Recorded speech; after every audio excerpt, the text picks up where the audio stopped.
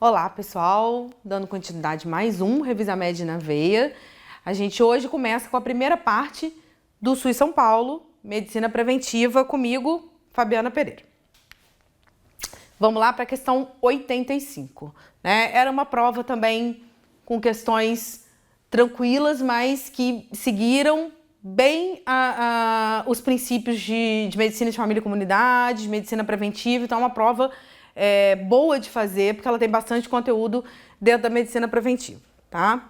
José é médico em um consultório de rua em São Paulo e recebeu o seguinte relato de um paciente sobre o uso de substâncias. Pô, meu chapa, essa parada da coca é cabulosa, tá ligado?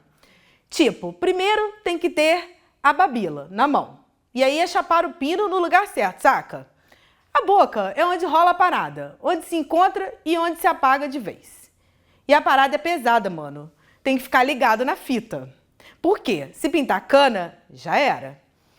Tem que se ligar no esquema do cemitério, para não tomar uma bandeira. Vacilão. Com base, então, nessa colocação maravilhosa que a gente viu na situação hipotética, é correto afirmar que o atributo da atenção primária que José mais deve exercitar nessa situação a respeito da fala do paciente é... Então eu venho aqui, eu marco algumas coisas desse relato aqui, né? Cabulosa, babila, a gente precisa descobrir, chapar o pino, né? Então tudo dentro do uso de cocaína, tá, pessoal? E se pintar a cana, deve ser se pintar a polícia, né? A gente espera que seja.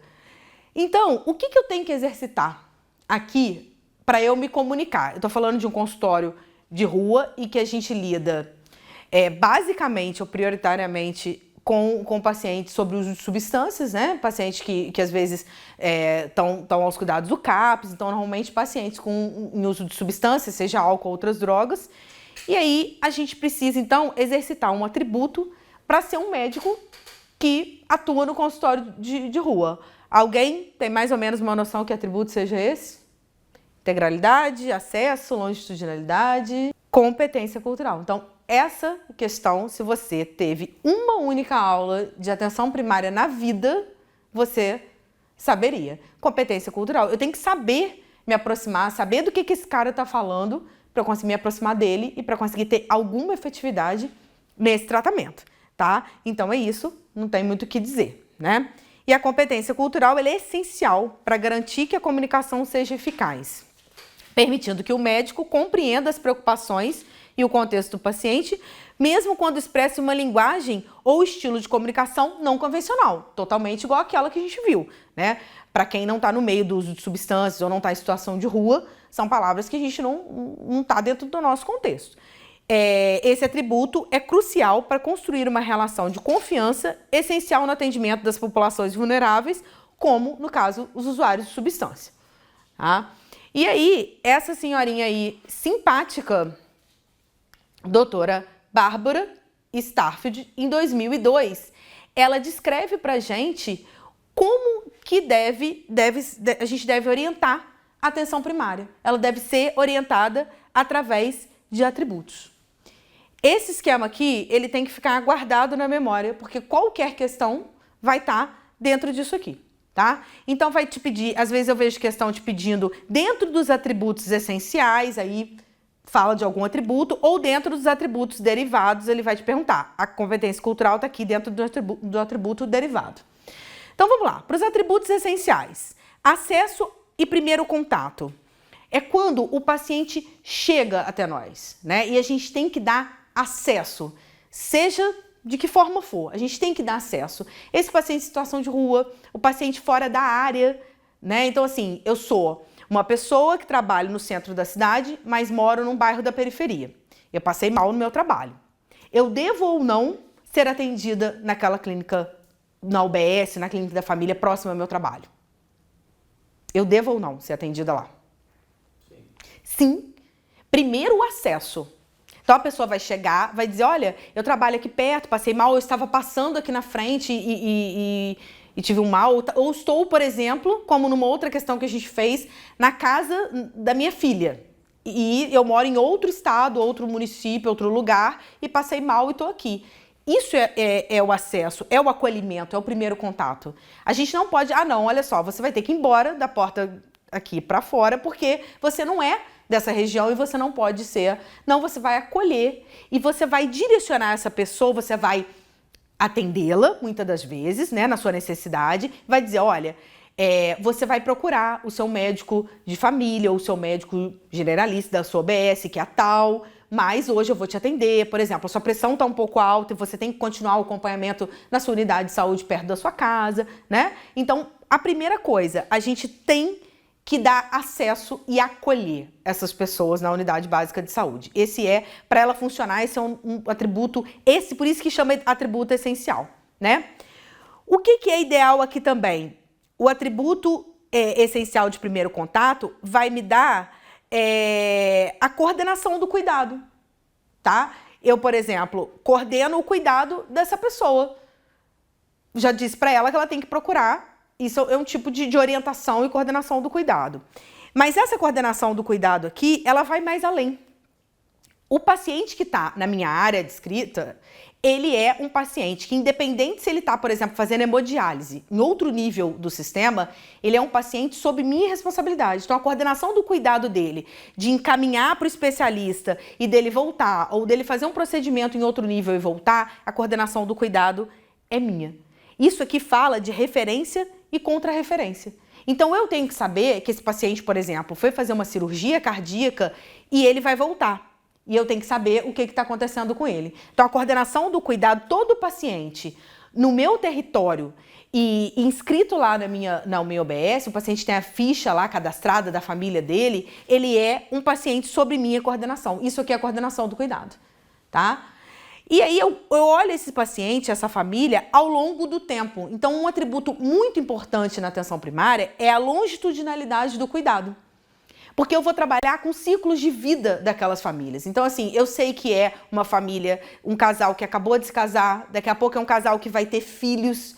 E aí eu vou prever, dentro das situações do ciclo de vida, o que é previsível, que eu posso ajudar. O nascimento de um filho é um evento previsível, que tem várias coisas que podem ser previstas ali dentro e que eu posso, enquanto médico de família, enquanto pessoa da UBS, ajudar. Então, a longitudinalidade do cuidado. Você fica naquela comunidade longos anos e você conhece várias gerações de uma mesma família. Isso que é o preconizado. Essa troca, o turnover de profissionais, principalmente médico, dentro da atenção primária é muito ruim para a comunidade, tá? Porque ele atrapalha os outros atributos. Então, o ideal é que a gente cuide das pessoas ao longo do tempo, até para que a gente possa fazer prevenção, promoção da saúde e não só tratar doença crônica já instalada.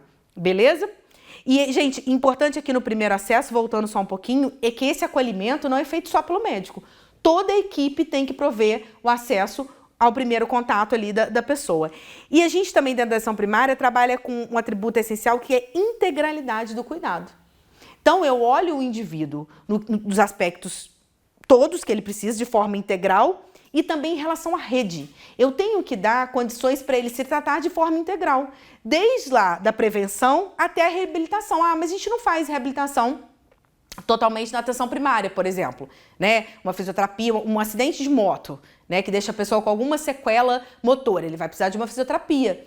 Mas eu dou encaminhamento, né? Eu referencio ele para outro nível, então eu trabalho com integralidade e coordeno esse cuidado dele. Esse paciente, quando ele está comigo, ele não está perdido na rede. Ele está sendo coordenado e de forma integral em todas as suas necessidades. Mas não só necessidade de saúde, não. Eu lá, dentro da atenção primária, eu vou dar conta de todas as situações dele, não só as de problemas físicos, biológicos. Eu vou dar conta de vários problemas que ele tem em várias etapas do ciclo de vida dele. E isso é dar conta de forma integral do paciente, tá? Então, sem esses atributos essenciais aqui, a gente não faz uma boa atenção primária, tá? E aí, para eu ter também atributos, colocar esses meus atributos essenciais em prática, por exemplo, a longitudinalidade vai ser muito importante para eu conhecer a minha comunidade. Eu dar orientação comunitária. Então, assim, eu tô tendo um monte de caso aqui de diarreia, mas tem um esgoto a céu aberto. Eu vou orientar e empoderar aquela comunidade para que ele possa ir no conselho de saúde e falar que tem lá um esgoto, né, e que está prejudicando, por exemplo, tem rato, tem leptospirose naquela região. Então, eu oriento e empodero a comunidade, por exemplo, nesse caso, né? A orientação familiar, igual eu falei, nos ciclos de vida. A pessoa está passando por algum problema, teve algum imprevisto, né, que aconteceu com aquela família. Então, eu vou orientar não só questões ligadas à saúde, como as questões também não propriamente ligadas a alguma doença ou algum agravo, tá? Isso é orientação familiar. Aqui na orientação comunitária, um bom exemplo também são os grupos. Vocês devem já ter passado por alguma experiência dentro da atenção primária, no PI, por exemplo, e a gente tem grupo. O grupo de tabagismo, por exemplo, é um grupo muito importante numa comunidade que eu tenho muito tabagista, tá? E outros grupos, rodas de conversa, rodas com mulheres, isso é orientação para a comunidade. Tá? Então, os grupos entrariam aqui. E orientação familiar em diversos contextos daquela família, tá? E o que hoje trouxe a gente para falar de atributo, que foi a competência cultural, né? Então, é a habilidade que o profissional de saúde tem de reconhecer e compreender, né, responder de forma eficaz as crenças, as práticas e necessidades culturais daqueles pacientes. Então, é importante eu saber, na comunidade, por exemplo, aquelas pessoas praticam o quê? Por exemplo, de religião. As pessoas são o quê? De matriz afro-africanas, elas praticam alguma coisa ligada a igrejas mais evangélicas, pentecostais. Quem é? Qual é a questão cultural? Eu estou numa população indígena, ribeirinha, quilombola. Então, eu preciso saber o contexto da população que eu estou inserida. É no interior? É na capital? É numa região que tem muita pobreza, muita vulnerabilidade social? Né? É uma situação, por exemplo, que eu vivi na Lapa, onde os pacientes naquela região do centro do Rio de Janeiro, muitas pessoas em situação de rua e uso de substâncias, porque é uma região muito boêmia. Então, eu tenho que conhecer a região onde eu estou, né? Era uma região boêmia, então eu tinha muitos profissionais do sexo, muitas pessoas usuárias de álcool e outras drogas. Então, eu preciso entender onde eu estou para que eu consiga ter competência cultural suficiente para lidar com as situações que me aparecerem. Ok? Entendendo atributos da atenção primária, entendendo esse esquema de atributo essencial e derivado, qualquer questão que cair, vocês vão conseguir fazer. Ok? Tranquilo, né? Questão 86. Também não tem dificuldade. Era só prestar atenção na questão. A imagem acima, que no nosso caso é ao lado, foi extraída de uma apresentação feita em 2017 pelo Ministério da Saúde a respeito das redes de atenção à saúde. Considerando essa informação, assinale a alternativa que apresenta a rede evidenciada nesta imagem. Então, a gente precisa prestar atenção. O que chama atenção aqui pra gente? O que ele traz mais de informação nessa rede? O CAPS. Tem mais alguma coisa aqui, ó. CAPS, unidade de acolhimento, rede de urgência e emergência, leitos de saúde mental em hospital geral. Opa! Então, eu tenho aqui leitos de hospital, eu tenho uma unidade básica de saúde, um CAPS, né? Então, eu tenho uma UPA aqui, uma rede de urgência e emergência e uma unidade de acolhimento. Olhei, então, o que eu tenho na imagem. Tá me chamando mais a questão, o CAPS, e ele ter colocado aqui leitos de saúde mental em hospital geral. Isso me lembra muito a questão da lei antimanicomial, né? Da deshospitalização dos pacientes de saúde mental, daqueles hospitais que eram só ligados à saúde mental, e eu trago aqui a informação de leitos dentro da saúde mental. E aí, olhando a imagem, olhamos a imagem e pensamos na rede. Ele traz na letra A, rede de atenção à urgência e emergência. Então, ele, considerando a informação, que é olhando a imagem, qual é a rede que ele evidencia? Então, a gente já viu que tem mais coisas ligadas à saúde mental, não é? Então, era olhar cada casinha dessa e pensar no que ele está falando. Então, rede de atenção urgência e emergência? Não me parece. Rede de atenção materna à saúde infantil? Não. Rede de atenção à saúde de pessoas com doença crônica? Também não. Rede de atenção psicossocial? CAPS, né?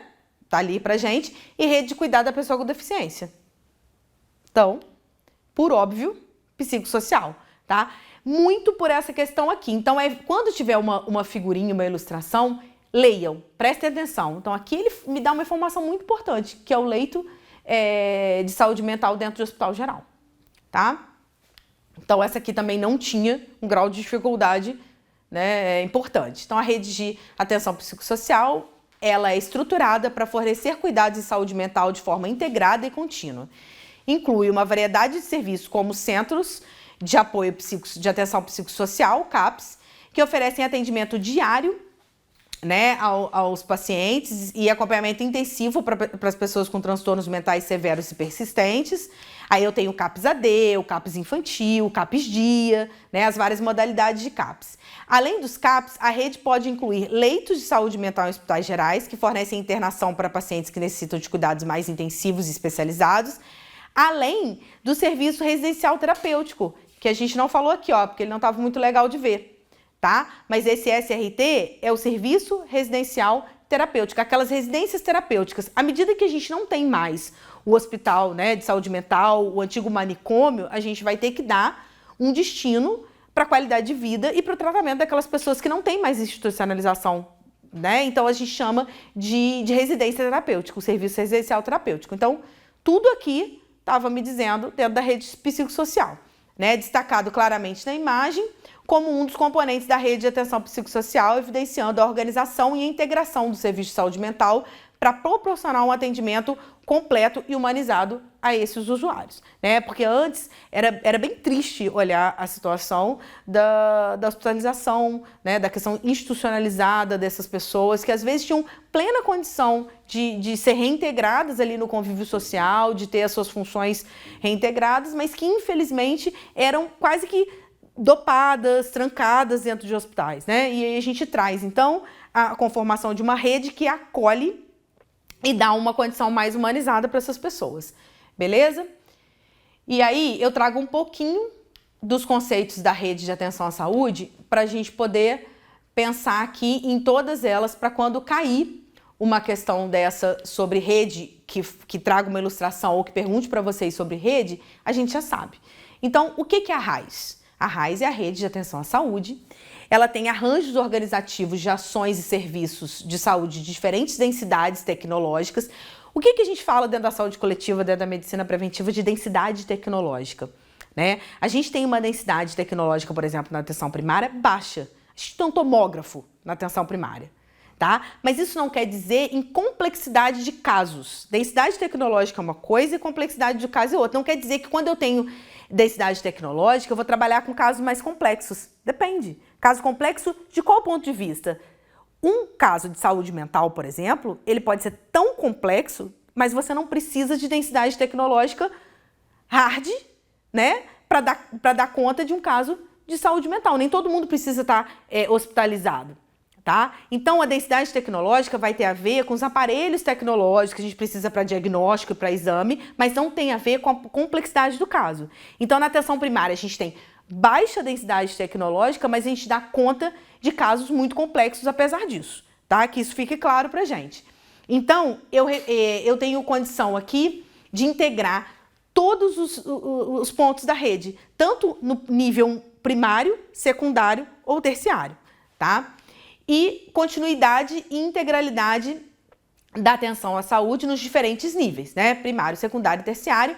E aqui a APS tem um papel coordenador importante na ordenação da rede. Quando eu falo lá no atributo essencial que a gente é coordenador do cuidado, é isso, a gente não deixa o paciente perdido na raiz. A gente tem um papel fundamental de dizer para esse paciente em qual nível ele vai conseguir cuidado integral, né? A gente dá conta do cuidado integral e mostra para ele, através da referência e contra-referência, qual nível ele tem que ir. Então, ele não fica perdido na rede. Então, se eu sei que o paciente ele tem um transtorno mental, eu vou encaminhá-lo, vou referenciar CAPS. É um paciente que ele pode ficar num CAPS dia, por exemplo, ele tem lá um grau de esquizofrenia que permite que ele vá para casa, não precisa ficar, né, numa residência terapêutica, ele pode frequentar o CAPS e ir para casa à noite, por exemplo, tá? Mas é a atenção primária que ajuda a gente a organizar isso.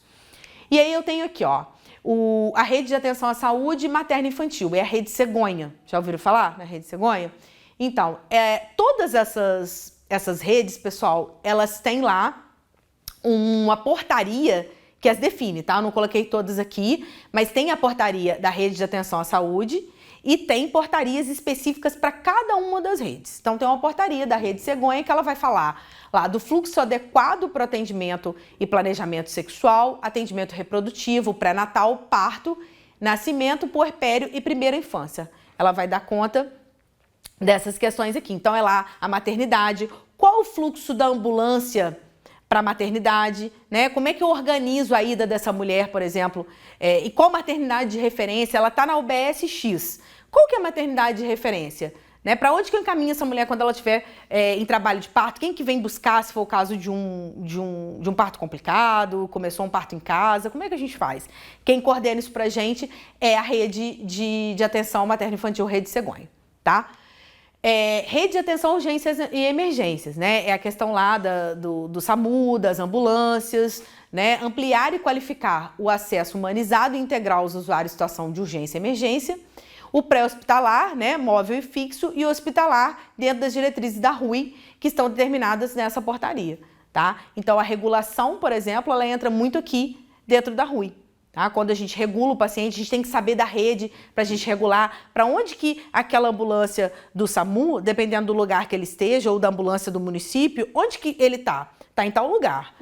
Qual que é o hospital de referência para aquele tal lugar? Eu tenho que saber. E eu, como médico regulador, tenho que saber qual a referência, porque senão eu fico perdido na rede, perco o recurso, a ambulância fica perdida de um lado para o outro. Então, essa organização toda, nossa, é muito específica e dada pela RUI, tá? Eu tenho também a rede de apoio à saúde de pessoas com doenças crônicas, aqui, que vai falar para mim de diretrizes tecnológicas estruturadas em serviços dentro do território, né? O que eu tenho dentro daquele território de serviço estruturado para eu encaminhar a pessoa com doença crônica, né? Serviços assistenciais em oncologia, linha de cuidado de sobrepeso, obesidade. Eu tenho que saber onde estão esses serviços para eu encaminhar, para eu referenciar as pessoas adequadamente, tá? Rede de cuidado com a pessoa com deficiência, isso é bem importante também. Ação integral, desde a atenção primária até a reabilitação, fornecimento de órtese, próteses, meios auxiliares de locomoção, reabilitação de capacidades funcionais, né, física, auditiva, intelectual e visual. A gente tem um programa, por exemplo, dentro do Sistema Único de Saúde, que é para fornecimento de prótese auditiva para as pessoas, né, para as pessoas com deficiência auditiva, e ela também tem uma portaria específica para ela. Tá? Então, basicamente, além da rede psicossocial, que a gente já falou lá, a gente tem toda essa conformação aqui, que a gente tem serviços específicos para dar conta dessas pessoas. E de saúde mental não fica diferente. Então, temos CAPS, temos residência terapêutica, temos leito em hospital. Então, se o paciente com problema de saúde mental, está em surto, atentou contra a própria vida ou a vida de outra pessoa, a gente vai indicar ou a UPA, muitas vezes, né? Se for num caso, às vezes já levam para a UPA, e a UPA, como ela é 24 horas, né? Às vezes o paciente não estabilizou naquelas 24 horas, ele vai ter um leito, então, em hospital. Então, a gente tem que entender como que a rede funciona para não deixar o paciente perdido nela. Ah, não, é um paciente que a gente conseguiu estabilizar esse paciente dentro de 24 horas, ele está na UPA, ele precisa voltar para algum lugar.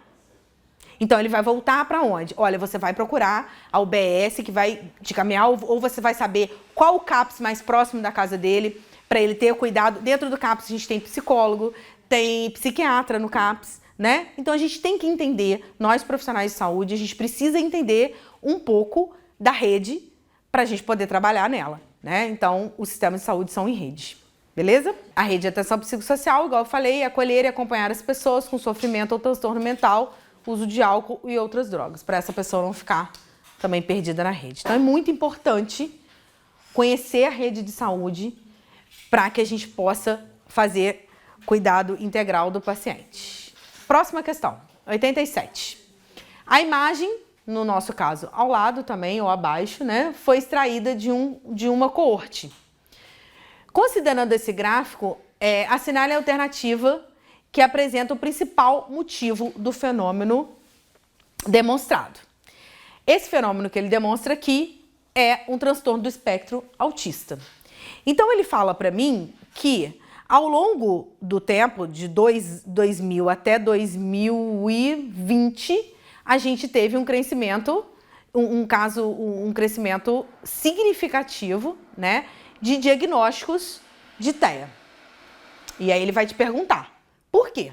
Qual que é o principal motivo da gente ter tanto diagnóstico aqui, partindo de 2000, né, para 2023, esse aumento aqui de casos de diagnóstico de TEA. Então ele fala na letra A, um aumento da divulgação de informações sobre o transtorno do espectro autista para a população e novas descobertas de teste genético para o diagnóstico. O que vocês acham disso? Alguém sabe de algum teste genético para TEA? Alguém já viu falar? Não tem, não tem. Então aqui eu já matava a letra A, acabou, morreu, porque eu não tenho evidência de teste genético para que eu dê um laudo de um diagnóstico de TEA, né? Letra B, treinamento de professores no diagnóstico de TEA e diagnóstico precoce, antes de 6 meses de vida, com escalas validadas. Eu posso treinar o meu profissional lá, os meus professores, meus profissionais da escola, não para dar o diagnóstico, por óbvio, mas para que eles entendam sinais, né, ali de um possível TEA. Isso não estava tão ruim. Agora, antes dos 6 meses, eu não dou diagnóstico de TEA. Até porque a criança ainda não está com o seu desenvolvimento de fala, linguagem, né? Eu não tenho todos... Está ainda em formação. Então, assim, claro que eu já observo sinais e sintomas, mas não faço diagnóstico em tão tenra idade. Letra C. Novas descobertas, de novo, de teste genético. Então, aqui, acabou. Já, letra C, não tem jeito, né? E treinamento de professores para o diagnóstico do TEA. Ok. Aumento da divulgação de informações sobre TEA para a população e aumento da aplicação de escalas de rastreamento validadas. Me parece ok, né? E a letra E, diagnóstico precoce, de novo, antes dos 6 meses de vida, com escalas validadas, flexibilização do DSM-5 para critério diagnóstico. Não, então de novo ele repete um erro. Então aqui me parece ok, letra D, né? Eu aumento a divulgação, então quanto mais eu informo as pessoas sobre o TEA, né, quanto as pessoas ficam sabendo, elas conseguem identificar sinais que antes a gente não tinha. Antes de 2000, gente, era muito raro a gente ter um diagnóstico de TEA. Era pouco conhecido, era pouco divulgado. Às vezes você via uma criança com comportamento estranho, mas você não diagnosticava com tanta facilidade assim. E em anos anteriores, então a 2000, mais difícil ainda. A criança ela tinha qualquer outro problema e era muito mais difícil o diagnóstico, né? Até porque tinham poucos especialistas, né? Neuroinfantil, neuropediátrico, tinha pouca formação, então era mais difícil ainda. Beleza? Então, aumenta a divulgação, aumenta também o diagnóstico para a população e o aumento da aplicação de escalas rastreadas e validadas para a população brasileira, né? Me ajuda a melhorar e a dar diagnósticos mais robustos sobre TEA, beleza? Então, o aumento do número de casos ao longo dos anos pode ser atribuído principalmente a maior divulgação de informações sobre o transtorno para a população, o que leva a uma conscientização maior e a busca ativa por diagnóstico, né? Olha, essa criança não faz contato visual, ela tem movimentos estereotipados e tal. Na escola, a escola avisa a mãe, ou em algum outro local que essa criança transita, ou um parente que já ouviu falar, assistiu uma palestra, e isso melhora essa busca ativa do diagnóstico, né? Além disso, o aumento da aplicação dessas escalas de rastreamento validadas para a população brasileira aumentou também e ajuda a gente, contribui significativamente para a identificação precoce e correta dos casos. Esses fatores combinados explicam de maneira mais abrangente o fenômeno observado no gráfico, tá? Então não tinha muita dificuldade. Aí eu trago aí algumas informações sobre o transtorno do espectro autista. Não precisava, como a gente leu ali, ter muita informação.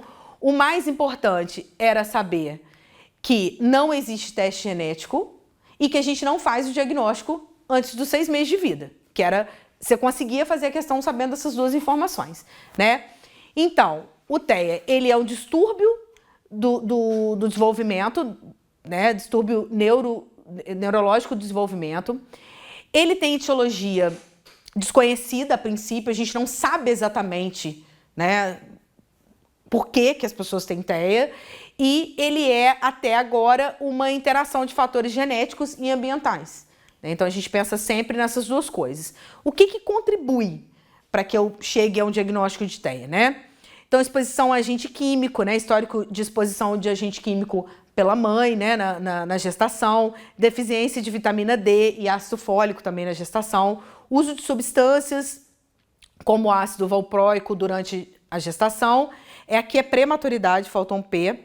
Com a idade gestacional abaixo de 35 semanas, então a gente vai colhendo todos esses dados. Baixo peso ao nascer, múltiplas gestações, infecção materna durante a gravidez e idade parental avançada. São questões que não determinam o TEA, mas contribuem para a gente pensar, né? Eu tenho vários desses fatores associados, às vezes numa mesma condição, eles podem contribuir para que a pessoa tenha o transtorno do espectro autista, tá?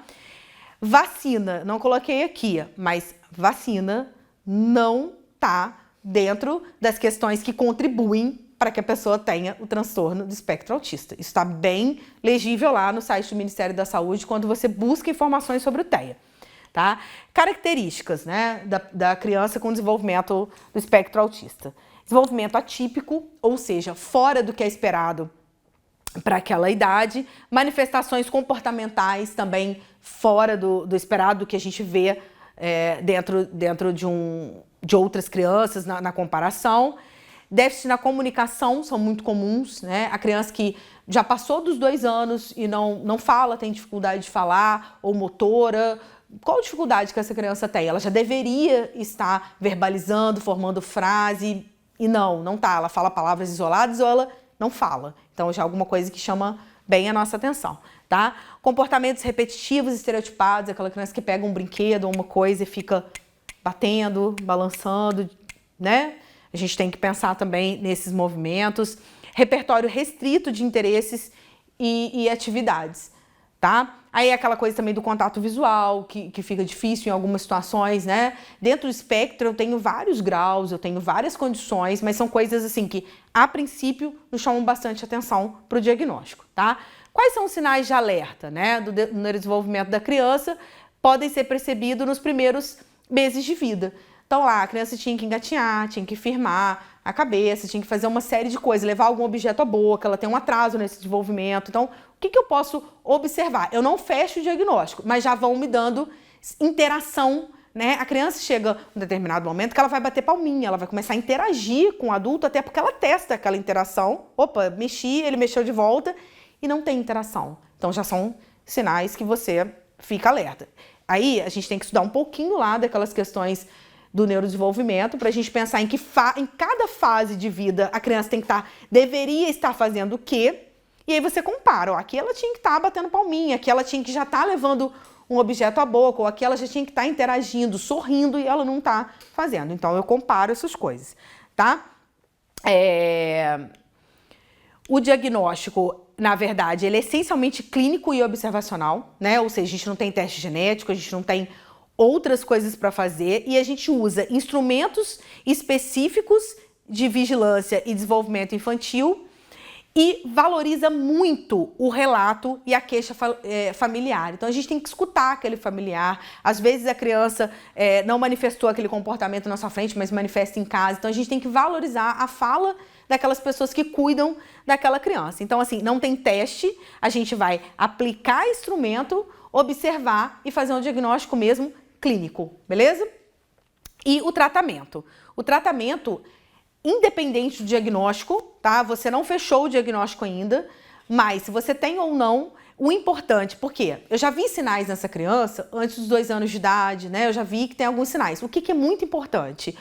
A estimulação precoce, né? Ele deve ser preconizado em qualquer caso de suspeita de TEA ou desenvolvimento atípico da criança, dentro de alguma neurodivergência, neuroatipia, independente da confirmação diagnóstica. Então, se cair alguma questão relacionada a isso, a gente já vai pensar estimulação precoce. Ah, eu não tenho diagnóstico ainda, por quê? Porque às vezes a criança não está na fase que eu fecho o diagnóstico, mas eu vou pensar sempre em estimulação precoce daquela criança, tá?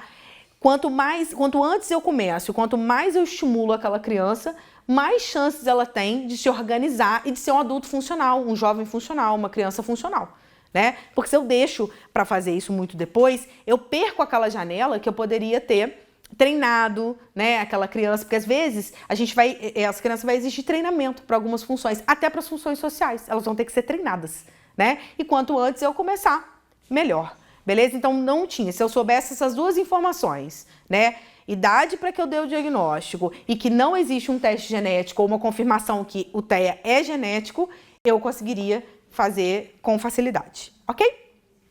Vamos então para a próxima. 89. Assinale a alternativa que apresenta modalidade de telesaúde realizada por um médico para avaliação dos sintomas do paciente à distância, para regulação ambulatorial ou hospitalar, com definição e direcionamento do paciente ao tipo adequado da assistência de que necessita ou a um especialista. Essa questão de telesaúde, a gente vive cantando a pedra. Depois da Covid, né, onde a gente teve regulamentação dessa questão, assim, circulou mais essa informação de consultas pelo telesaúde, elas vão se repetir nas provas. Agora elas vão ser constantes. Sempre a gente vai ter uma questão sobre telesaúde.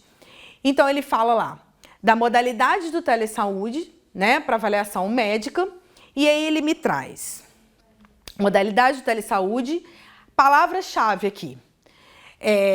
Para atendimento à distância, né, do paciente à distância, para regulação ambulatorial ou hospitalar. Bom, eu já penso, aquele negócio de eu saber da rede, para eu ser o médico regulador, eu tenho que saber da rede, com definição e direcionamento do paciente para o tipo adequado de assistência. Então, vamos lá. Assinale a alternativa que apresenta a modalidade de telesaúde realizada por um médico para avaliação dos sintomas do paciente à distância, para a regulação ambulatorial ou hospitalar, com definição e direcionamento do paciente ao tipo adequado de assistência de que necessita ou a um especialista. Vocês acham que a teletriagem, a teleconsulta, a teleconsultoria, a televigilância ou o telediagnóstico? Quando ele fala ali para mim de avaliar sinais e sintomas e conseguir fazer a regulação, eu penso em triagem. Não é fácil, porque são conceitos que você precisava pelo menos ter uma noção, mas você já teve a questão anterior comigo que fala de regulação, de conhecer a rede, de saber levar, então você já saberia ter mais ou menos esse raciocínio aqui sobre a teletriagem. Ok? Então era específico. Outra questão que a resposta estava no enunciado. Se eu matasse ali regulação, eu chegava em triagem. Beleza? Então, eu trago informações diretamente da portaria do CFM que regulamenta o telesaúde. E no artigo 11, ele fala que a teletriagem médica é um ato médico, tá, galera? A regulação e a teletriagem médica é um ato médico e é realizado com a avaliação de sintomas do paciente à distância para a regulação ambulatorial hospitalar, com definição e direcionamento do paciente ao tipo adequado de assistência que necessita ou um especialista. É aquilo de eu regular o paciente. Tô lá e a ambulância tem que sair. Eu tenho que saber para qual hospital ele vai, porque dependendo do caso do paciente, eu não posso levar 2 horas para chegar num hospital. Então eu tenho que saber qual é o hospital mais próximo, eu tenho que conhecer a rede. Isso é regulação, né? A regulação, ela tá aí para facilitar essas questões e, além disso, para garantir equidade no sistema, efetividade, né? E aí, no artigo 1º, então, no inciso 1º do artigo 11, ele fala que o médico deve destacar e registrar que se trata apenas de uma impressão diagnóstica e de gravidade. O médico tem autonomia de decisão de qual recurso será utilizado em benefício do paciente, não se confundindo com a consulta médica. Ou seja, ele não está ali para consultar aquele paciente, ele está ali para regular, para dizer para onde vai, tá? Você, médico ou profissional de saúde do outro lado, né, ou pessoa que está dando informação, vai dar as informações e, munido daquelas informações, ele não vai dar um diagnóstico, ele não vai fazer uma consulta, mas ele vai dizer qual o melhor direcionamento para aquela pessoa. Isso também acontece muito quando a gente está no sistema de regulação ambulatorial e que a gente vai usar o sistema de regulação, normalmente o SISREG ou algum sistema de regulação, tem lá descrito que a pessoa tem tal perda visual, queixa visual, e você vai encaminhar para o serviço oftalmológico específico de acordo com a queixa que está descrita ali para você. Você confia na queixa que está ali do colega para você regular para o serviço específico, tá bom? Então, no inciso 2, na teletriagem médica, o estabelecimento, sistema de saúde deve oferecer e garantir todo o sistema de regulação para encaminhamento do paciente sob sua responsabilidade, tá? Então, de novo, rede e, de novo, a gente conseguindo transitar pela rede no melhor sistema para atender o paciente, tá? Isso tudo está na resolução do CFM de número 2314, de 20 de abril de 22. Então, é legal passar um olho e eu trouxe aqui, destaquei, para não ficar confuso para a gente, alguns pontos da resolução que eu achei importante, principalmente esses ali de quando a gente bate o olho naquelas alternativas, né, que você fala assim, fiquei meio confusa aqui com tanta alternativa, tá? Então, não é difícil. Teletriagem, foi o que a gente viu, avaliação dos sintomas do paciente à distância com a finalidade de regulação ambulatorial ou hospitalar ao tipo adequado de assistência daquela pessoa. Então, não tem erro. Se eu vi lá, igual a gente viu, regulação, eu já consigo fechar. Teleconsulta é uma consulta médica, não presencial. Ela é mediada por tecnologias digitais da informação e comunicação. Isso aqui também tem caído muito, né?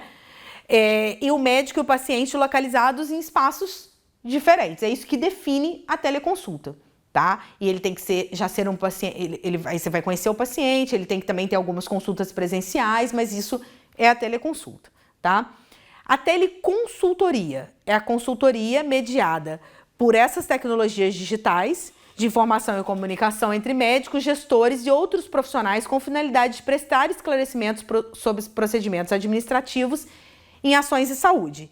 Emissão à distância de relatório, atestado de prescrição médica, ele deve constar obrigatoriamente no prontuário. Então, você vai prestar uma consultoria através de tecnologias digitais, também não tem erro.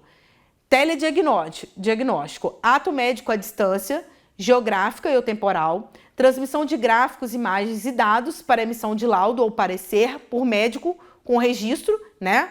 Então tem que ser, não pode ser o especialista sem registro, tem que ser médico com residência ou RQE, na área relacionada ao procedimento em atenção à solicitação do médico assistente.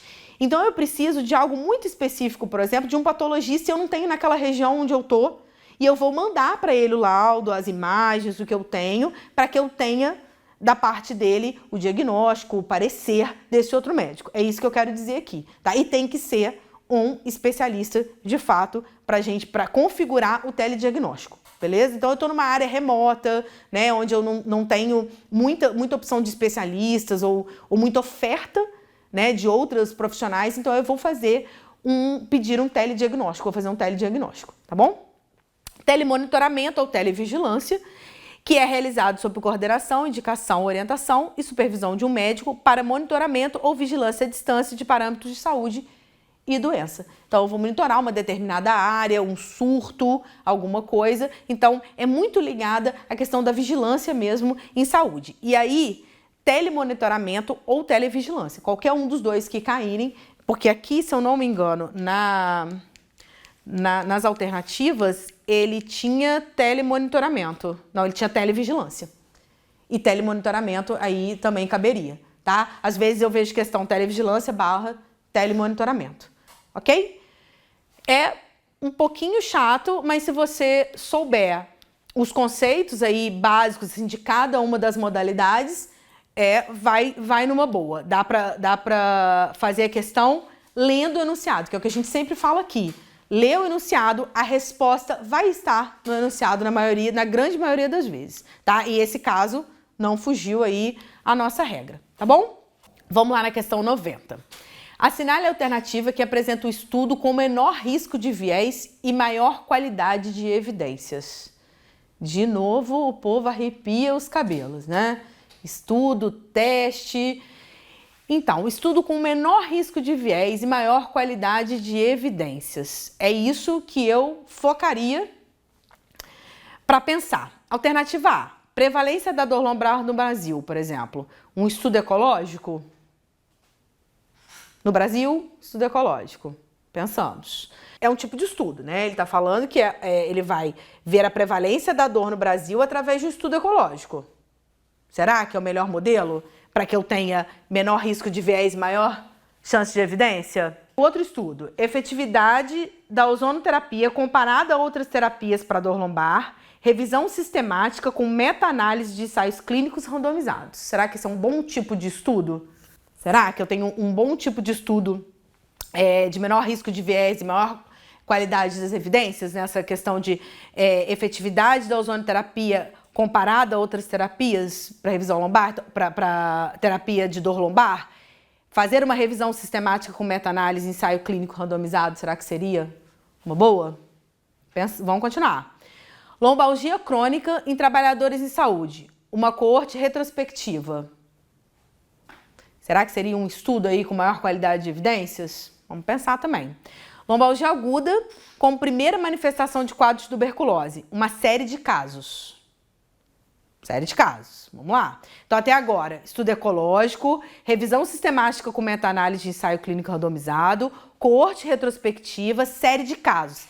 Estão reparando que ele traz os vários tipos de estudo? E ele está me perguntando qual tem menor risco e maior qualidade de evidência. E na letra E ele traz ensaio clínico randomizado, duplo cego e multicêntrico, de novo protocolo de tratamento fisioterápico para lombalgia mecânica associada ao trabalho. Então aqui ele traz um ensaio clínico randomizado, duplo cego e multicêntrico. Vamos lá. Letra B. Efetividade da ozonoterapia comparada a outras terapias para dor lombar. A revisão sistemática com meta-análise de ensaio clínico randomizado é o que vai me trazer maior qualidade de evidências. Como que eu sei isso?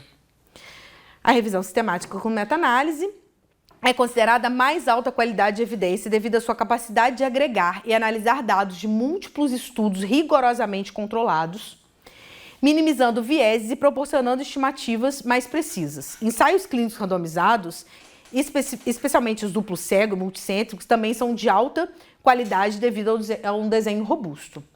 Aí eu trago aqui esse quadrinho da Oxford Centric, que vai me trazer lá a revisão sistemática e ensaio clínico controlado, randomizado, como nível de evidência A1, 1A, tá? Para o que eu preciso quando ele me pede lá na alternativa, né, na questão, quando ele me pede maior qualidade de evidência. Eu tenho maior qualidade de evidência, aqui ó, o nível de evidência ele é 1A, tá? Então essa tabelinha é importante a gente analisar. Então é daqui que essa questão sai. Se você soubesse, ou já tivesse visto isso, o grau de recomendação você conseguiria fazer essa questão. Essa, até agora, para mim, é com o maior grau de dificuldade, porque você precisava de alguns elementos para conseguir fazer essa questão. Então, ele traz lá a revisão sistemática. Então, vamos pensar aqui, né? Eu trago agora separado, né, o que ele fala de evidência. A revisão sistemática, que é a pergunta da pesquisa, né, definição clara da questão que a gente pesquisa. Protocolo, criação de um protocolo detalhado que descreve critérios de inclusão e exclusão das estratégias de busca e métodos de extração de dados e métodos de análise.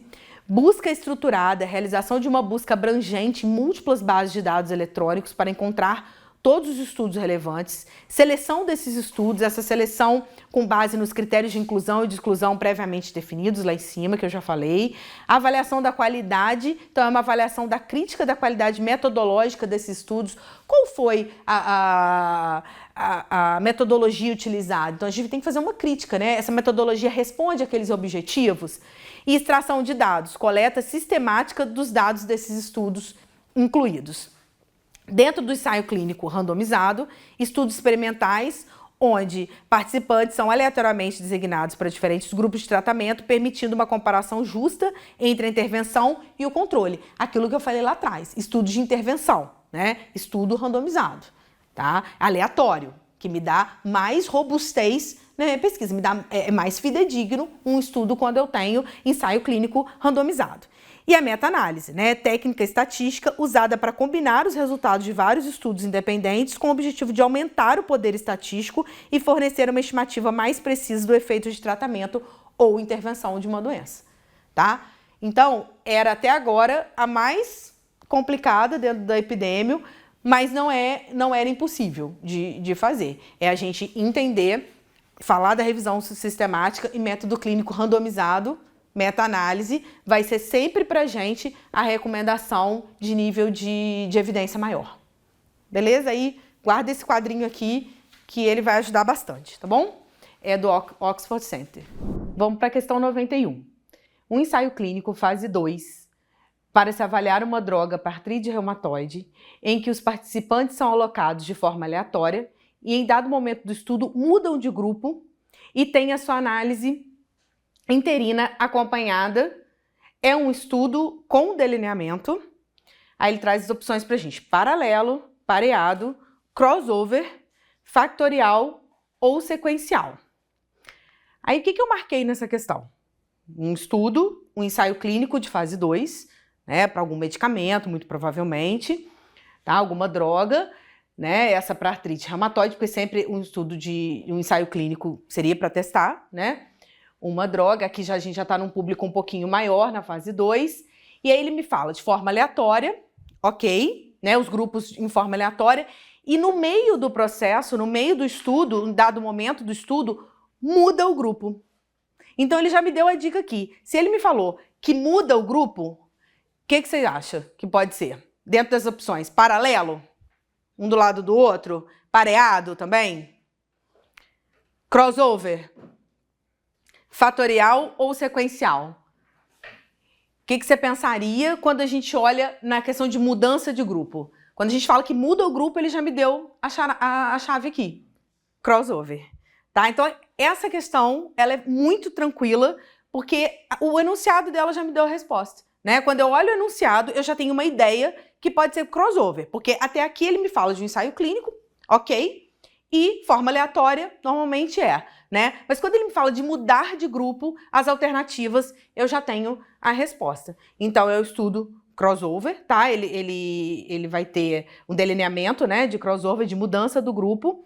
Então, com base na descrição fornecida, o delineamento que melhor se ajusta ao ensaio clínico é o crossover, pois envolve mudança de participantes entre o grupo de tratamento durante o estudo. Né? Começa com um grupo e depois a gente muda para fazer o grupo que está, caso o grupo que está controle. Então, vai depender do tipo de estudo, mas quando a mudança, o delineamento é de crossover. Tá? Aí eu trouxe aqui um pouquinho de delineamento de estudo que a gente ainda não tinha feito em nenhuma das questões. A gente tinha falado de tipo de estudo, mas de delineamento a gente ainda não tinha conversado, né? Então, eu aproveitei para não repetir os tipos de estudo que já tinham caído em outras questões, eu trouxe os delineamentos que estão lá, né? O paralelo, pela própria definição da palavra, né? Os participantes são divididos em grupos e cada grupo recebe um tratamento diferente, não a troca, tá? É o que é mais comum. O pareado. Participantes são emparelhados com base em características específicas e comparados entre os pares. Também tem muito a ver com a palavra. Nesses estudos de delineamento, é legal a gente pensar no sentido das palavras, que aí a gente consegue definir qualquer questão a partir do sentido da palavra, tá? O sequencial. A análise de dados é realizada em intervalos ao longo do estudo e os estudos podem ser interrompidos mais cedo se houver resultados conclusivos. Então, você está seguindo uma sequência. Se naquela sequência você tiver alguma mudança, você pode interromper. Então, pela palavra, você fala, sequencial, tá? Fatorial é o fatorial, que a gente estuda lá no ensino médio, né? Quando a gente está fazendo ensino médio. Examina os efeitos de duas ou mais intervenções simultaneamente através de múltiplas combinações. E que é o caso da questão, o delineamento crossover, participantes recebem mais de um tratamento em sequência, mudando de um grupo de tratamento para o outro durante o estudo. Então, pode ser um grupo que estuda, um grupo que está submetido à droga e um grupo ao placebo, e depois a gente troca no meio do estudo, tá? Isso pode acontecer. Então, essa questão, a resposta, igual a gente fala aqui em todas as outras, a resposta dessa questão estava no enunciado, quando ele fala de mudança de grupo, e nas alternativas, que a única que podia ser troca era crossover. Beleza? Essa estava tranquila, tá? Então vamos lá. Questão 93. O SUS tem seu financiamento enquadrado na seguinte tipologia: sistema público de acesso universal com provisão de serviços exclusivamente pública, sistema público de seguro social com provisão de serviços exclusivamente pública, sistema público de acesso universal com provisão de serviços pública e privada, sistema público de seguro social com provisão de serviços pública e privada e sistema privado. Aqui eu só tenho como marcar sistema de financiamento nessa questão. O que a gente sempre fala aqui? Todas as vezes que a alternativa tiver nunca, exclusivamente, sempre, você para pensar. Então, normalmente, exclusivamente, sempre, nunca, a gente já descarta, tá? Então, eu descartaria a opção A e a opção B, porque elas duas têm exclusivamente, tá? Então, eu fico aqui com a letra C, D e E, né? E eu penso assim, o SUS tem o seu sistema de financiamento. Aqui dá um pouco de dúvida, porque confunde um pouco o sistema de acesso com o financiamento do sistema, né? Então, se eu pensar que é um sistema público de acesso universal, aí eu fico pensando, pô, financiamento tem a ver com isso? Mas eu vou te mostrar que tem definições que falam do sistema de financiamento também no meio do sistema de acesso. Então, a letra C, né? Já que eu excluí a A e a B, ela fala do sistema público de acesso universal com provisão de serviços público e privado. Te parece ok? Vamos ver a letra D. Sistema público de seguro social com provisão de serviços público e privado. Será que o SUS ele é público de seguro social? Seguro social é quando a gente tem um grupo que financia, né, o sistema. Eu acho que não é muito o nosso caso, né? E um sistema privado, pode descartar, né? No nosso caso, é um sistema público de acesso universal. Isso dá uma dúvida aqui, porque isso na nossa cabeça não é financiamento, é acesso, tá? Mas aqui ele fala com provisão de serviços pública e privada. Sim, o SUS ele é um sistema de acesso universal e ele pode ser público e privado. Por quê? A gente tem, por exemplo, aqui na nossa região, o Hospital Maternidade Terezinha de Jesus, que ele... São privada, mas é 100% SUS. Exato, tá? E a gente também, enquanto SUS, a gente contratualiza com o privado. Então, por exemplo, se eu preciso de um exame oftalmológico que só uma clínica tem e eu não tenho condições de comprar vários aparelhos, né, porque financeiramente ou uma questão de gestão eu não consigo, eu vou contratualizar com empresas privadas para prestar serviço para o SUS, né? E na Constituição, quando a gente vai estudar lá a lei orgânica, as leis do SUS, a gente percebe que os serviços filantrópicos, por exemplo, eles têm até uma prioridade para prestar serviço para o SUS também, né? As casas de saúde, assim, Santa Casa de Misericórdia, por exemplo, eles têm um certo privilégio, um certo acesso melhor para a gente conseguir contratualizar, tá? Então, aqui, nesse caso, eu iria nessa parte de provisão de serviço público e privada, é o nosso sistema de financiamento. Né? A gente tem essa característica. E sim, o SUS é universal. Isso a gente já tinha visto lá nas outras questões, né? Que um dos princípios é a universalidade. Então eu iria por aqui. Aí agora, em seguida, eu vou explicar por que não seguro social e privado. Sim, a gente também tem dentro do SUS um sistema privado, porque se eu tiver dinheiro, eu posso pagar. Nada me impede de pagar um médico, tá? Mas o SUS, ele não é um sistema unicamente privado, né? E nem de seguro social. Tá? Ele é um sistema universal gratuito na sua essência, beleza? Letra C, né? Igual eu falei. E aí eu trago um comentário. Então, o Sistema Único do Brasil, que é o SUS, é caracterizado como Sistema Público de Acesso Universal. Isso significa que todos os cidadãos brasileiros e estrangeiros, tá? Então, se estrangeiro chegar aqui, ele também tem acesso ao sistema sem pagar nada, tem direito a utilizar os serviços oferecidos pelo SUS sem distinção de raça, classe social ou qualquer outra discriminação.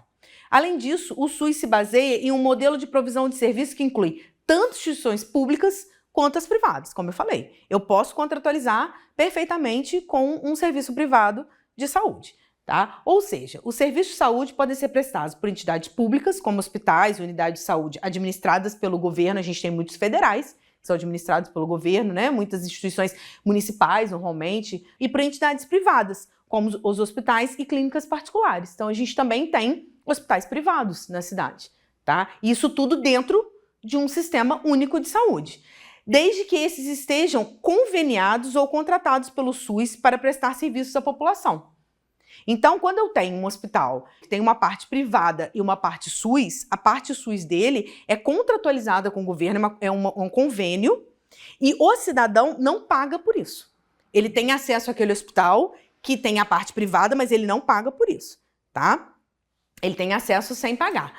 E o financiamento do SUS é realizado por meio de recursos provenientes dos impostos, né, e das contribuições sociais, sendo administrado pelos 3 níveis de governo: o federal, o estadual e o municipal. Então aqui a gente tem o federal, com os hospitais de nível terciário, assim, né? A gente tem um nível terciário, a complexidade é maior, né? Então normalmente os federais estão com os hospitais universitários, com os hospitais com cirurgias ou procedimentos mais complexos.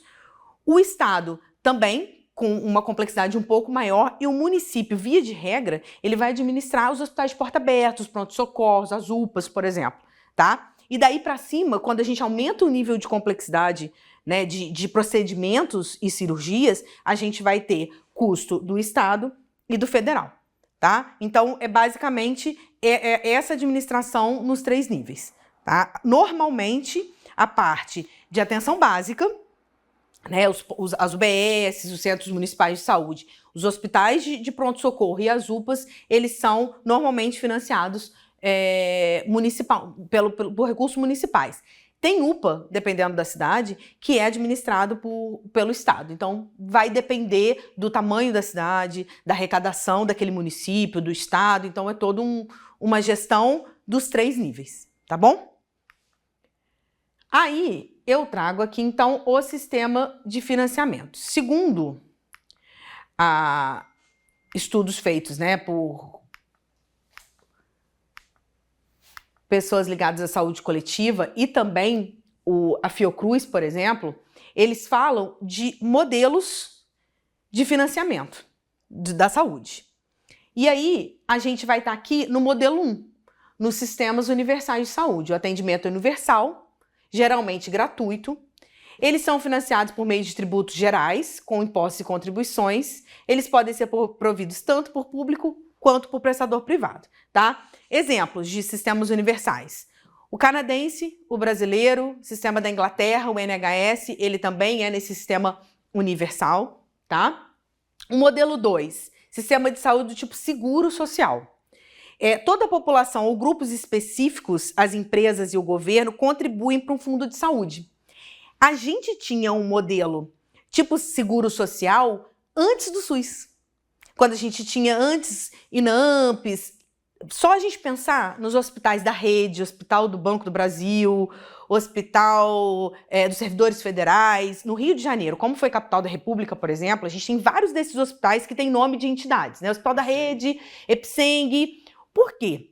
Só tinha acesso à saúde, né, nessa época, quem podia pagar, sempre teve a saúde privada, e as pessoas que eram seguradas. Então você tinha carteira assinada, você era da rede, você era de algum banco, de alguma entidade que tinha seguro social, você tinha acesso à saúde. Isso antes do SUS, a gente já funcionou nesse esquema. E a França e a Alemanha, por exemplo, ainda funcionam nesse sistema de seguro social de saúde. A gente tem o modelo 3, que é o de seguro privado de saúde, que é o caso, por exemplo, dos Estados Unidos, né? Nos Estados Unidos, funciona. As pessoas diretamente ou as empresas, como benefício para os seus empregados, contratam planos de seguros de saúde que podem ser subsidiados pelo governo por meio de isenções de pagamento de tributos, como impostos no imposto de renda, por exemplo, né? Dedução no imposto de renda. E os serviços são prestados por estabelecimentos privados contratados pela operadora, plano ou seguro de saúde. Assim funciona nos Estados Unidos. Normalmente lá é seguro privado de saúde, ou o seguro ou o pagamento direto também do bolso, né? Mas normalmente você paga um seguro de saúde, não tem acesso universal. E esse de pagamento direto, que a gente também tem no Brasil, por exemplo, a gente também pode pagar do nosso bolso, né? As pessoas precisam pagar diretamente os prestadores, hospitais, clínicas, farmácias, pelo uso de serviços de saúde ou compra dos produtos como medicamentos. Afeganistão funciona ainda dessa forma, é esse o modelo de sistema deles. Os modelos de financiamento de saúde, eles são meios utilizados para se obter e destinar recursos financeiros para a realização de gastos na área da saúde, tá? E é isso, está no glossário temático do Ministério da Saúde. A Fiocruz também contribuiu com alguns sanitaristas para a construção desse modelo. E aí é que a gente pega lá quando ele fala para a gente que mistura um pouco de acesso com o sistema de financiamento, tá? Por causa desse glossário. Esse glossário ele fala, além do acesso, também da questão de quem presta e quem financia o serviço, tá? Então é legal depois, se tiver um tempinho, dar uma olhada nesse glossário. A gente, enquanto SUS, acaba tendo uma mistura, né, de uma liberdade, né, para atuar dentro do SUS, né? Dentro do SUS você pode ser como prestador privado, mas mesmo quando a gente tem plano de saúde, o nosso sistema de saúde é o SUS. Isso tem que ficar claro porque essas pegadinhas sempre vêm. Essa é a questão 94. Ela é boa também. João, de 27 anos de idade, passou em uma consulta com seu médico de família e comunidade, Magno, recebendo o diagnóstico de transtorno depressivo maior. Ele nunca fez uso de antidepressivo, mas concordou em iniciar o tratamento hoje. Para tomar a melhor decisão clínica, o médico de João consultou um estudo científico que compara diferentes ensaios clínicos e analisa a qualidade das evidências desses estudos. Como resultado do estudo foram geradas as imagens a seguir. Então ele olhou lá uma série de medicamentos, né, nas imagens e ele fez um estudo sobre esses ensaios clínicos lá, seguindo medicina baseada em evidências, prevenção quaternária, que permite que a gente debata com o nosso paciente a melhor alternativa, né? E, com base nessa situação hipotética e nas informações passadas, assinale a alternativa que apresenta o nome do tipo de estudo que foi consultado para a definição do tratamento correto para João. Então, tomar melhor decisão sempre. Isso sempre vai estar na medicina preventiva. A gente tem que lembrar medicina baseada em evidência, prevenção quaternária. Então, o médico de João consultou um estudo científico, né, baseado em evidências.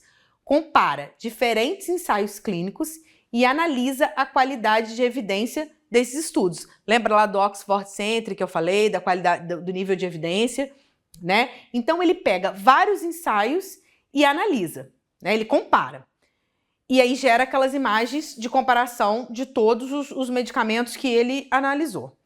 Aí ele quer saber qual foi o estudo, né, que ele se baseou para poder tomar a melhor decisão. Uma coorte prospectiva, uma coorte retrospectiva, um ensaio clínico de fase 4, meta-análise ou uma meta-análise de rede. A gente já discutiu isso em outras questões de tipo de estudo, né? A gente já trabalhou um pouquinho disso. Quando a gente fala de comparar estudo, normalmente a gente faz o quê? Quando a gente compara vários estudos.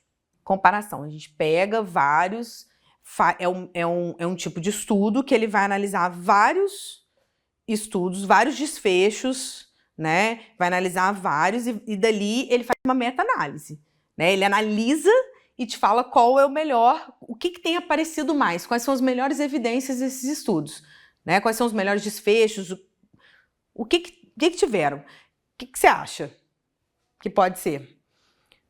Lembra que eu falei da coorte? A coorte é quando você acompanha ao longo do tempo, né, alguma exposição para saber o desfecho, ou você pega do desfecho para saber o que aconteceu, lembra? Então, eu acho que não é o caso de uma coorte. Não sei se ele está... Se ele compara vários estudos, eu penso mais em meta-análise do que de uma coorte. Ele ia te falar, talvez, de você... Assim, pessoas expostas, ele dizia, mas se ele está te falando de vários estudos e comparar estudos, eu pensaria em meta-análise ou meta-análise de rede. O ensaio clínico, fase 4, é a fase de estudo, por exemplo, uma droga que vai ser lançada, um ensaio clínico, né, um tipo de estudo mais comum que a gente faz para colocar, por exemplo, uma medicação no mercado. Então, se ele está me dizendo que é na fase 4, ela já está em teste, né? Então, talvez, acho que não. Pelo enunciado, eu ficaria também entre meta-análise e meta-análise de rede, tá? E aí nós vamos saber agora a diferença das duas. Mas, como ele fala de vários estudos, e aí ele não trouxe essa imagem à toa. A imagem também ajuda a gente a decidir. Ela te dá a ideia de quê? Quando a gente entrelaça rede, ele não trouxe aquela imagem ali só pra você falar, olha, parece um globo ocular, alguma coisa assim. Eu pensaria assim, olhando a questão, um estudo de meta-análise, pelo que a gente já discutiu, e olhando ali, olha, ele entrelaça os tipos de medicamento, ele faz uma análise mais aprofundada. Então, eu iria em meta-análise de rede. Beleza? Meta-análise de rede. Tá? Então, assim, a imagem, se te deu uma ideia de rede, você já pensa, tá? Então, assim, a meta-análise de rede é uma ferramenta poderosa na síntese de evidências, especialmente útil em áreas como medicina, onde frequentemente há várias opções de tratamentos disponíveis e uma comparação abrangente é necessária para informar decisões clínicas e políticas de saúde. Então, é exatamente o que está no enunciado, né? A gente tem várias opções de medicamentos para o tratamento da depressão, não era? O seu João não tem depressão? Ah lá, ele faz uso de antidepressivo, mas concordou em iniciar um tratamento, né? Ele está com transtorno depressivo maior. Eu tenho uma gama de medicações, Talopram, né? Vários aqui, ó, que eu... vários, fluoxetina e tal, então eu tenho que pensar. Então, quando eu tenho várias opções, igual eu tenho nas classes dos antidepressivos, uma meta-análise de rede ia me ajudar muito na tomada de decisão, tá? Aí eu trago aqui, de novo, os tipos de estudo para a gente pensar. Tantas vezes que vocês virão, né? Vamos ver, os tipos de estudo, a gente vai acabar gravando de um jeito ou de outro.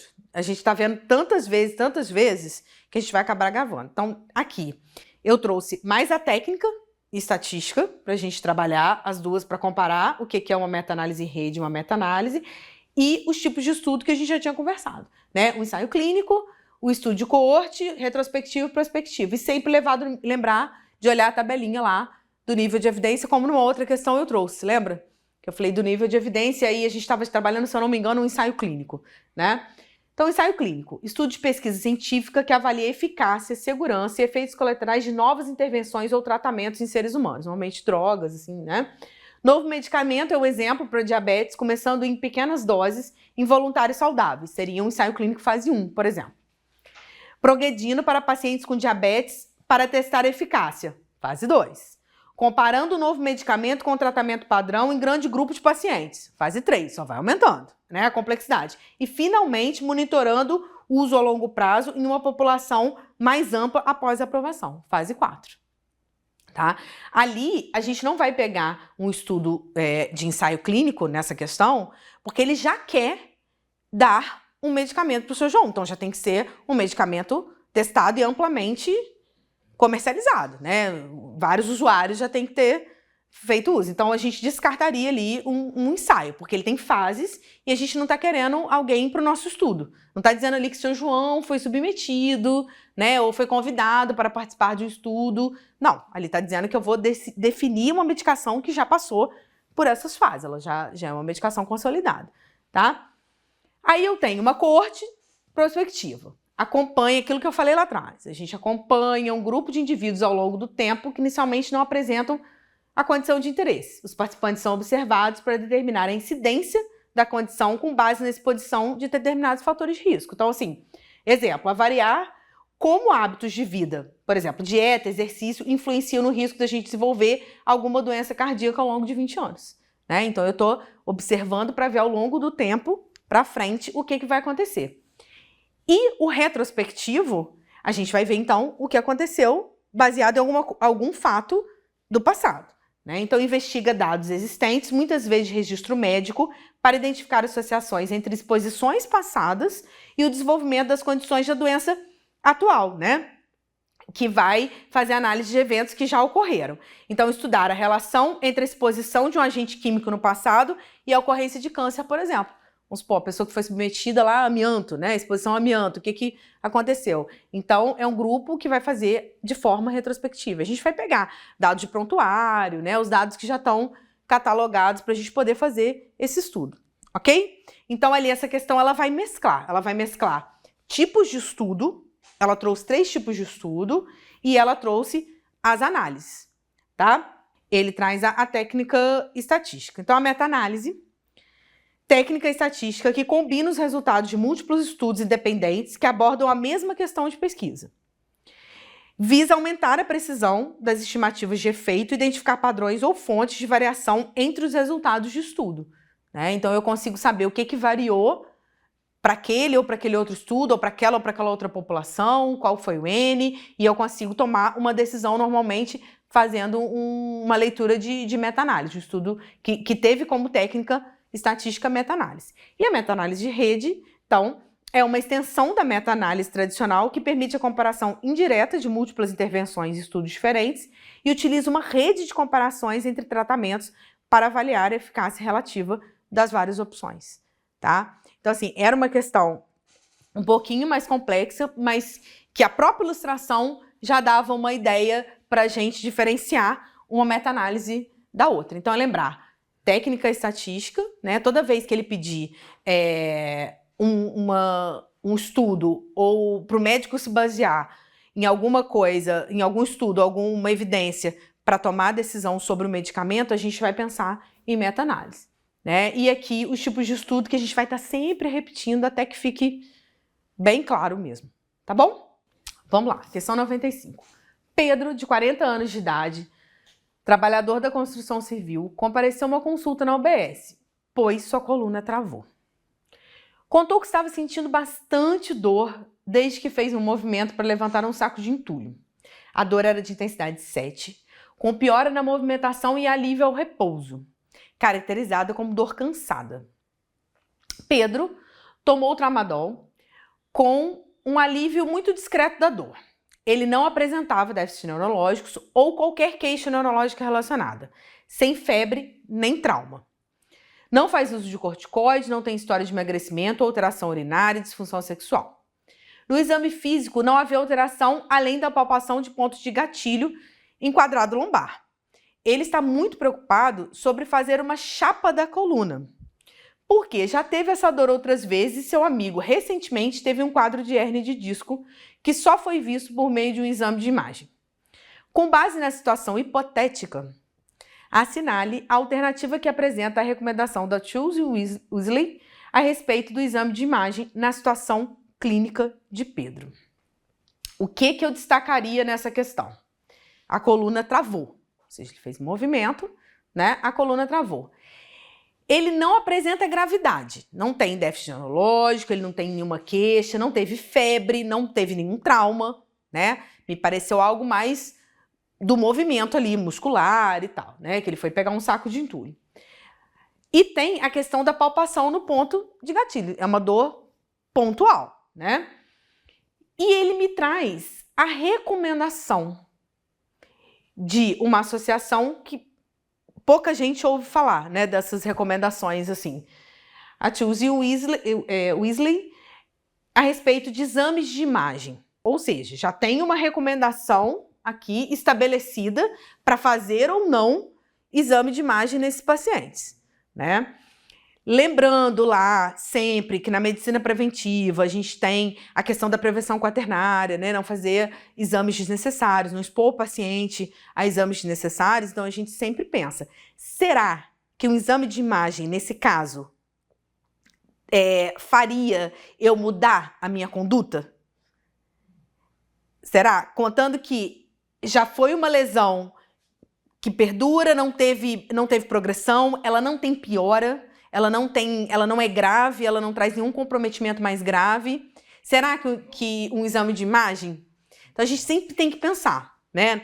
Falando de medicina preventiva, a gente sempre pensa muito antes de fazer qualquer exposição do paciente desnecessariamente. Se nesse caso aqui a gente pensa que a coluna travou e tudo que a gente leu, a clínica pode ser soberana, se um exame complementar não me traria mudança na minha conduta, aí eu já penso antes isso para poder olhar as alternativas. Então vamos lá.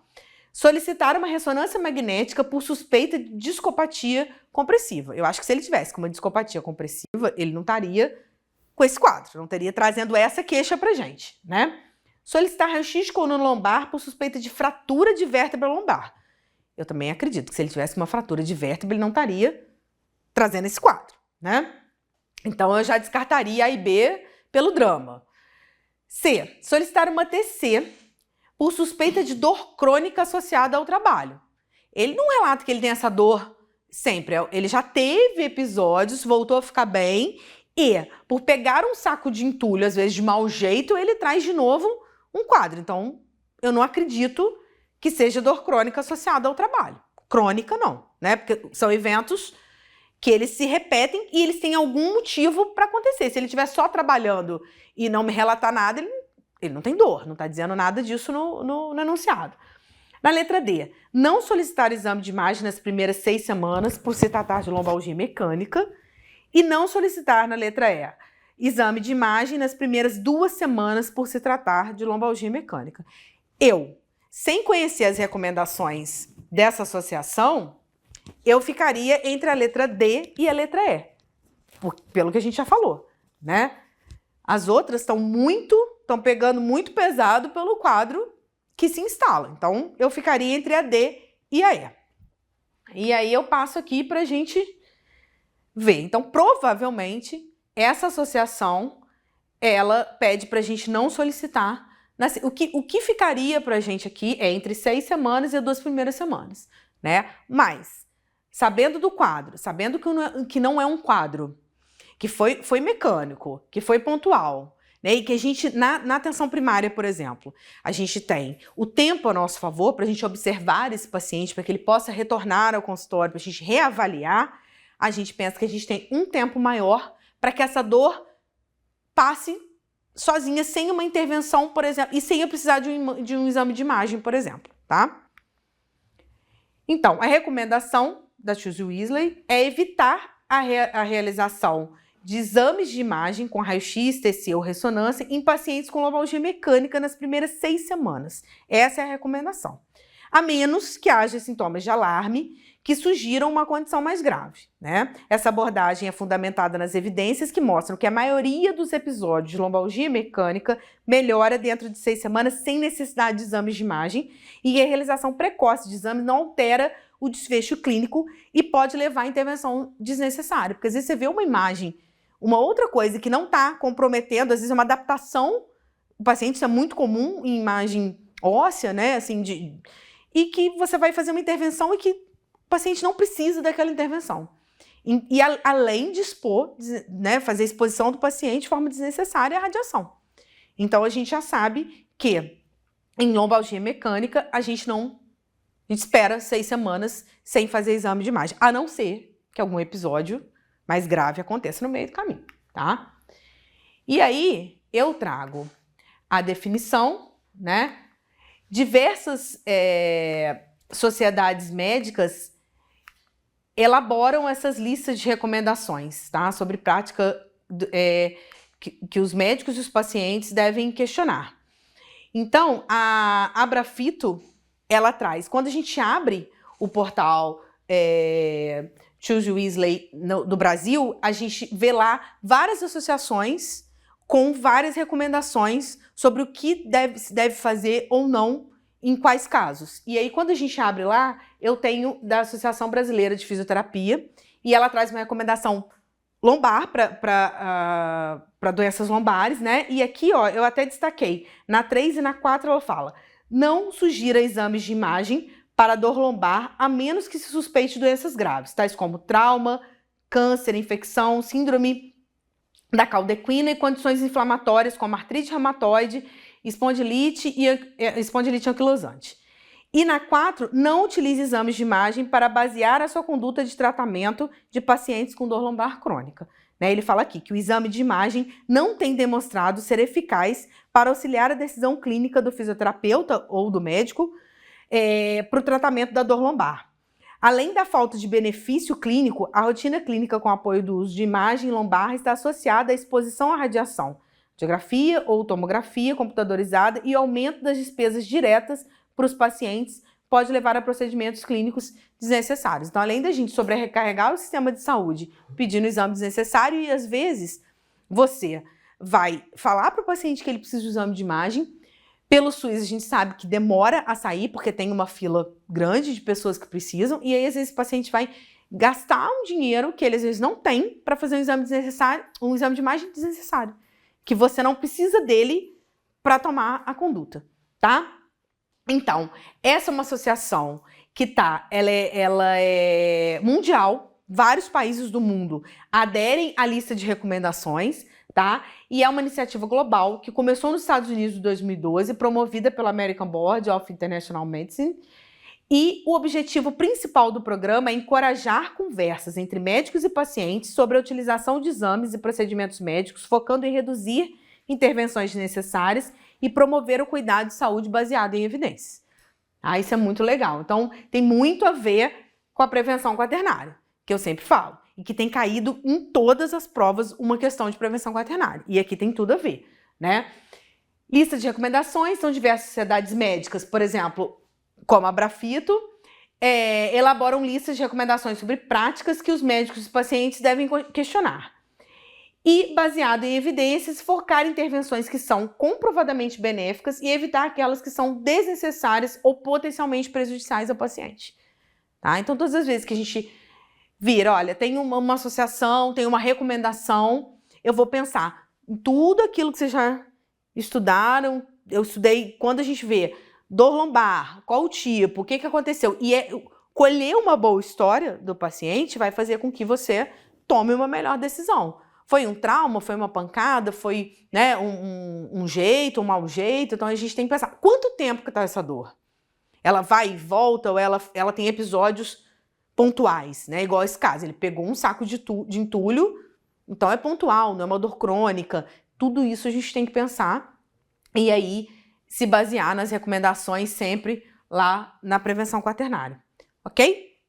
E aí se a gente jogar no Google, se a gente for fazer uma pesquisa com o nome, né, da fundação, a gente consegue todos os documentos, todas as listas de recomendações que eles fazem no mundo inteiro. Tá? E aí tem .org e .br, então a gente consegue ver todos os países que seguem aí as recomendações, tá ok? Vamos para 100. Eu acho que é a última dessa prova. Assinale a alternativa que apresenta a condição que deve ser notificada de forma semanal. Notificada semanal. É a única coisa que eu tenho pro enunciado. E ele me fala de acidente peritoneal peçonhento, Covid-19, acidente de trabalho com exposição a material biológico, febre amarela, monkeypox. O que você acha que é semanal? O que pode ser semanal? Acidente peritoneal peçonhento pode ser semanal? Foi picado pela cobra hoje, para aranha, eu notifico daqui a uma semana. Até porque não é um evento que ocorre, e não deveria, né? Todos os dias. Tá? Então, eu não acredito que seja semanal. Eu pensaria assim. Covid-19. Acho que não, né? Até porque, ainda mais quando a gente começou, não podia ser uma notificação semanal.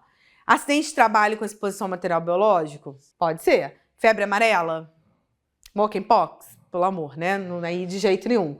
Primeiro eu penso na gravidade, né? Em que região que eu tô. Eu penso em várias coisas aqui para ir tentar tomar uma decisão. Mas o que me dá certeza é pegar e colar a planilhinha lá, eu vou mostrar a lista de recomendações de notificação no espelho do banheiro para olhar todo dia. A gente tem que estar sempre olhando a última recomendação, que é agora da NISA de 2023, para a gente poder conseguir fazer essas questões na prova, tá? Então não tem muito que eu ficar pensando. Além dessas análises que a gente fez aqui, será que o acidente peritoneal peçonhento eu preciso esperar uma semana para notificar? Será que ele é da notificação semanal? A gente vai pensando, mas o ideal é a gente ter essa tabelinha aqui na cabeça, tá? Aí o que eu faço lá de comentário, né? Então sim, nesse caso, o semanal é o acidente de trabalho com exposição a material biológico. De acordo com as normas de vigilância epidemiológica do Ministério da Saúde, o acidente de trabalho com exposição a material biológico é uma condição que deve ser notificada de forma semanal. Esse tipo de acidente é monitorado para garantir a saúde e a segurança dos trabalhadores, especialmente aqueles que atuam em ambientes de risco, como hospitais e laboratórios. A notificação semanal permite o acompanhamento contínuo dos casos e a implementação de medidas preventivas e corretivas, contribuindo para a redução de riscos ocupacionais e a promoção de saúde dos trabalhadores. Eu pensaria nesse como semanal, até porque não é um tipo de notificação, por exemplo, não é uma questão de transmissão, né, coletiva, que eu tenho que me preocupar, que eu tenho que isolar uma área, que eu tenho que tomar providências, né, para a saúde coletiva. Aqui é uma coisa que eu posso esperar. Semanalmente eu vou lá e falo dos casos que eu tive, até porque também, se a pessoa já teve o acidente, a gente vai tomar as providências necessárias. Agora, não é uma coisa que ela vai transmitir, né, por aerosol, por exemplo. Então, eu também pensaria de cara na letra C. Mas para ter certeza disso, eu preciso saber da portaria número 217, de 1º de março de 2023. Então, ela tem que estar sempre olhando. Então, ela fala lá, ó, primeira coisa, no item 1, acidente de trabalho com exposição biológica, semanal.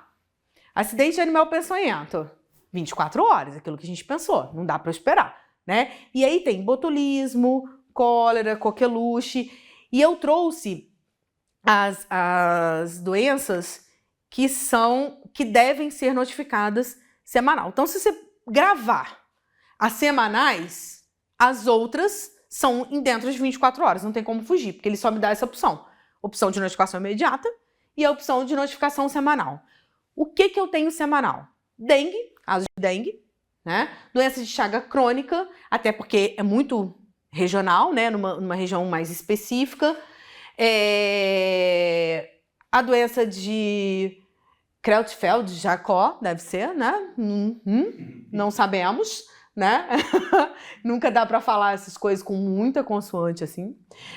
Doença aguda pelo vírus da Zika, até porque a gente não está mais em epidemia de Zika. Síndrome congênita associada à infecção pelo vírus da Zika, exossomose, febre de chikungunya, hanseníase, HIV/AIDS, né, infecção pelo vírus da imunodeficiência humana ou síndrome da imunodeficiência adquirida, que agora já é de notificação semanal, infecção pelo HIV em gestante, puérpera, criança exposta a risco de transmissão vertical do HIV, infecção de HIV de novo, mas essa não é em grupo específico, né? Então, qualquer infecção de HIV vai entrar no semanal.